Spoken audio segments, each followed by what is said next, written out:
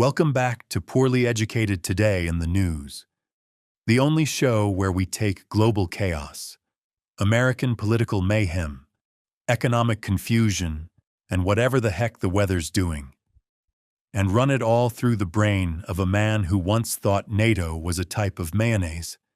So buckle in, because today America is somehow fighting with Europe, fighting with itself, fighting with the atmosphere, and also apparently building a missile defense dome big enough to make my cousin Earl's tinfoil backyard bunker look like amateur hour.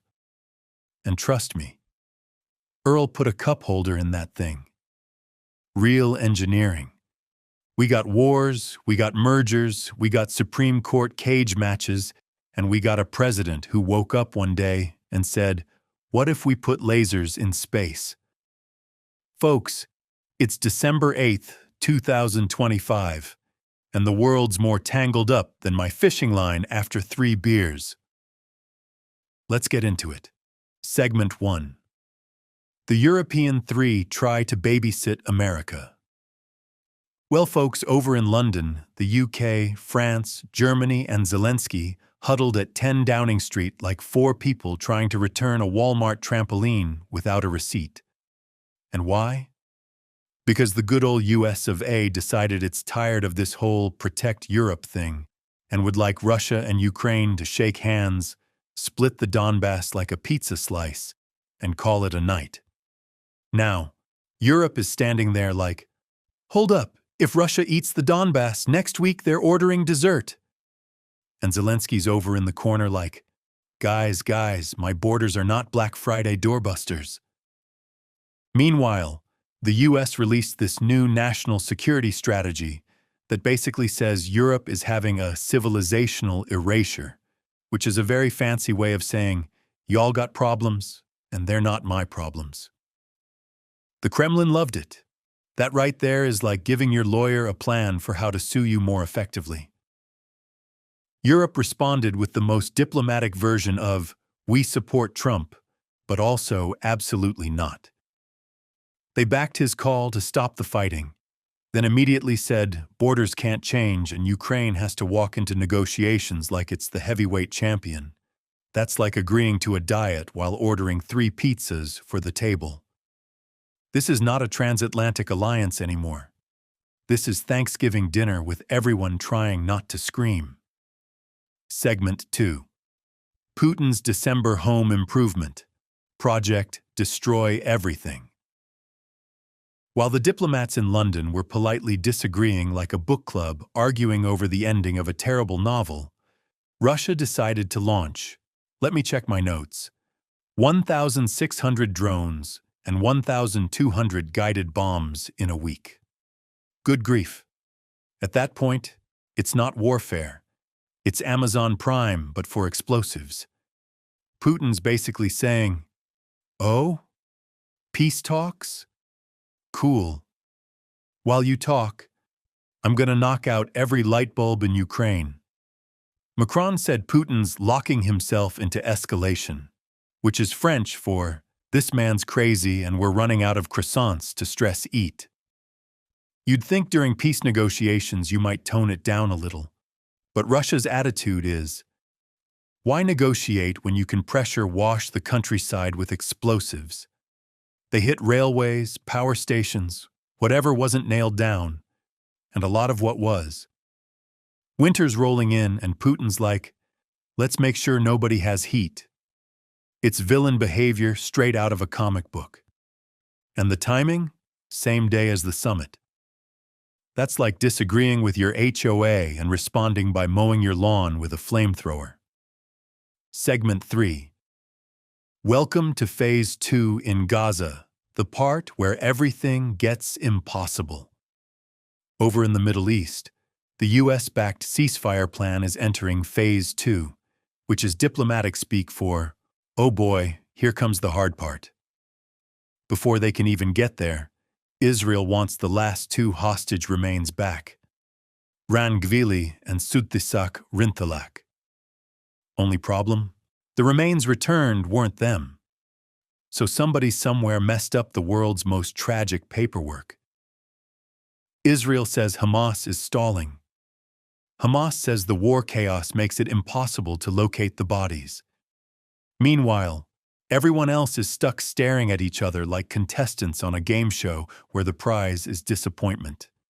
Phase 2 requires deciding who runs Gaza, how weapons are handled, where Israel's forces stay, who controls the border, and how to make sure Gaza isn't run by anyone who wants the next war to start on a Tuesday.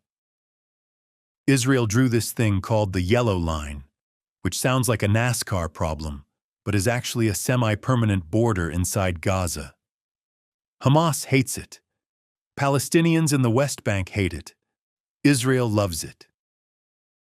And Trump reportedly gets to chair the International Board overseeing governance, which means the man who trademarked "You're fired" will now take calls about sewer systems in Rafah. And Hamas says they'll freeze weapons instead of surrendering them. Freeze them? Buddy, that's not a peace plan. That's putting fireworks in your garage and promising not to light them unless you feel patriotic. Meanwhile, Rafah needs to reopen for medical evac, but Israel wants remains returned, Egypt wants no permanent displacement, and 16,500 Palestinians need help.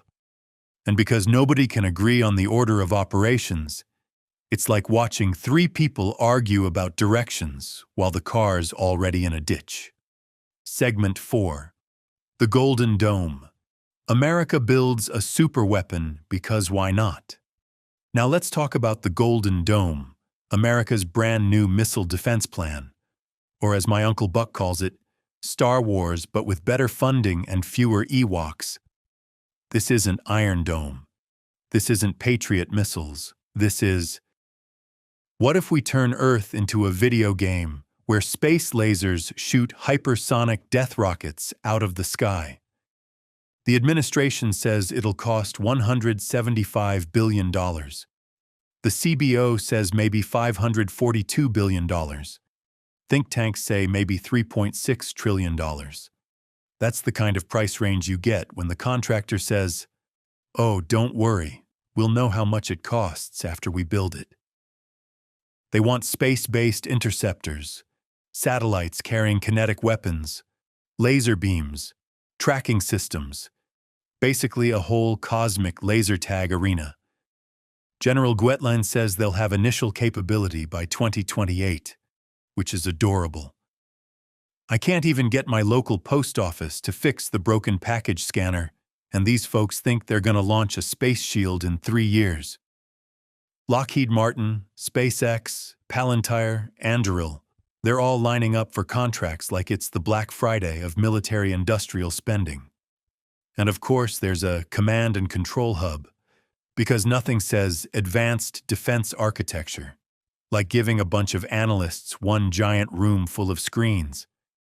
This thing's expensive, risky, ambitious, and absolutely the most American defense idea since we strapped missiles to airplanes and said, "Let's see what happens." Segment 5. The F-47. When your Air Force says I want 1,000 drones and also speed. Now let's talk about the new 6th-generation fighter jet, the Boeing F-47. This thing isn't a plane. It's a flying quarterback calling plays for a swarm of 1,000 AI drones. It's basically an aircraft carrier with wings and attitude. The F-22 used to be the top dog. This thing makes the F-22 look like a lawnmower with delusions of grandeur.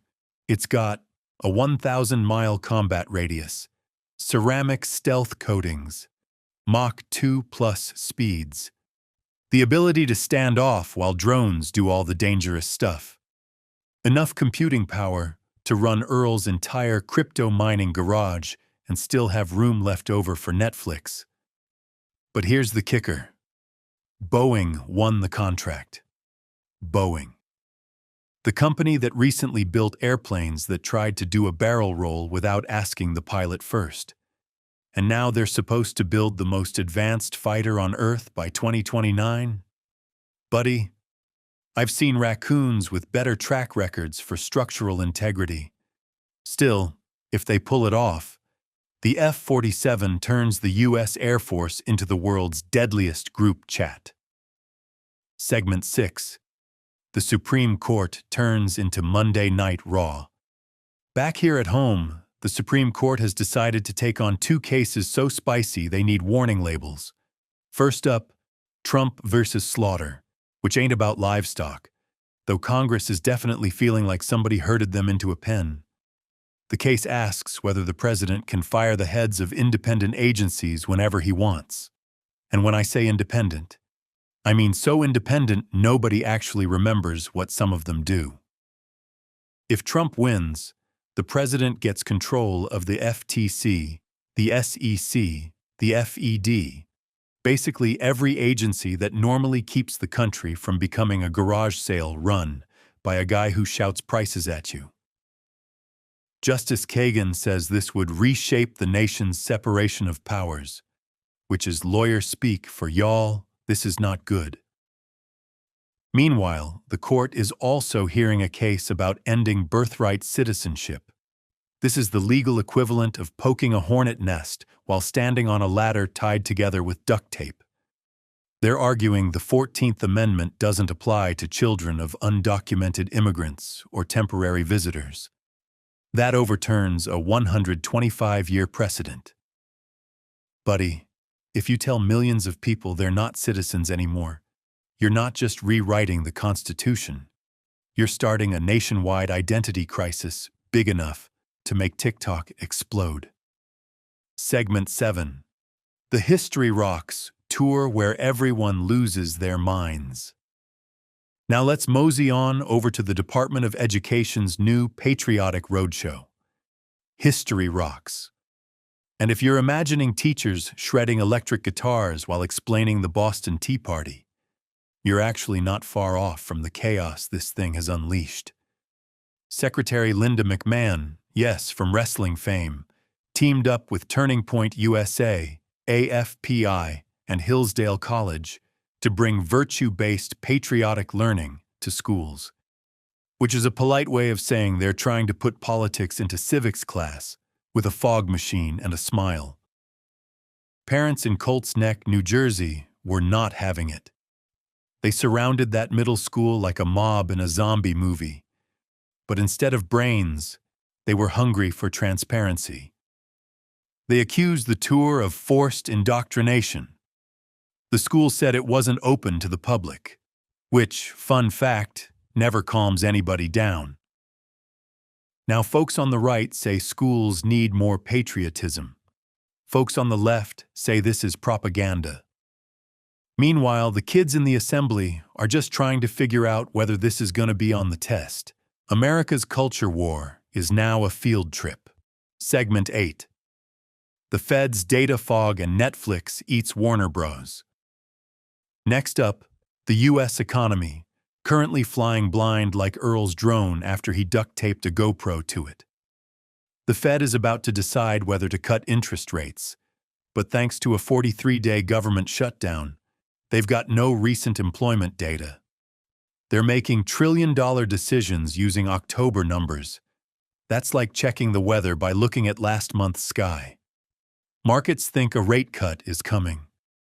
Some Fed members think inflation might set the whole BBQ pit on fire again. But nobody can agree because the economic dashboard is blank. And on the corporate side, Netflix is buying Warner Bros. Discovery for $82.7 billion. That's billion with a B, as in billion ways this could become a streaming monopoly. They're scooping up Warner Bros. Studios, HBO, and HBO Max, while spinning off CNN, TNT, and TBS like unwanted leftovers. Trump says the merger could be a problem, which is business speak for, it wasn't my buddy's bid, because guess who also wanted the deal? Paramount Skydance, owned by David Ellison, son of Trump megadonor Larry Ellison. Hollywood unions are furious, consumers are confused, and somewhere out there's a guy still paying for 15 streaming services asking why nothing is ever in one place. Well, buddy, Netflix heard you, and they said, how about everything? forever, in exchange for your wallet. Segment 9. The Pacific Northwest gets smacked by God's fire hose. And rounding out today's disaster buffet, the Pacific Northwest is currently being blasted by an atmospheric river so big it stretches from the Philippines to Oregon. That's 7,000 miles of moisture. At that point, it's not weather. It's the planet sweating. Forecasters say it's dropping 4 to 7 inches of rain, up to 10 in the mountains. Combine that with burn scars from wildfires, and congratulations, Washington State, you've unlocked the landslide DLC. Wind gusts up to 45 miles per hour are knocking out power. Trees are falling like nature's Jenga tower, and Mount Baker might get 5 feet of snow. Oh, and while that's happening, Japan just got hit with a 7.6 earthquake, triggering tsunami warnings.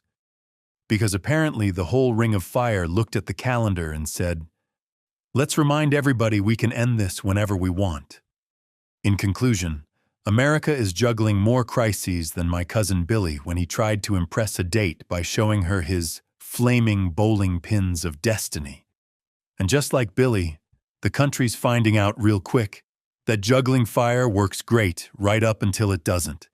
We've got allies arguing, enemies escalating, courts rewriting the rulebook, corporations swallowing each other like nesting dolls, and Mother Nature sending the Pacific Northwest a very moist postcard. Through it all, the U.S. is trying to build space lasers, superjets, and new civics classes that don't start a fistfight at PTA meetings.